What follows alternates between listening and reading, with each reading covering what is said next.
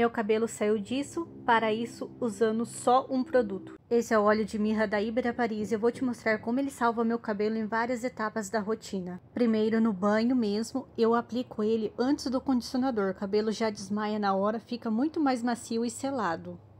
Saí do banho, aplico de novo nas pontas como protetor térmico. Ele protege do secador e da chapinha sem pesar nada no cabelo. O cabelo fica leve e soltinho. E para finalizar, eu passo só mais um pouquinho. Olha esse brilho, ele tira o frizz e deixa o cabelo com cara de tratado no salão. Eu não largo mais. É brilho, proteção e hidratação num óleo só. Se seu cabelo tá pedindo um upgrade, você já sabe qual usar, né?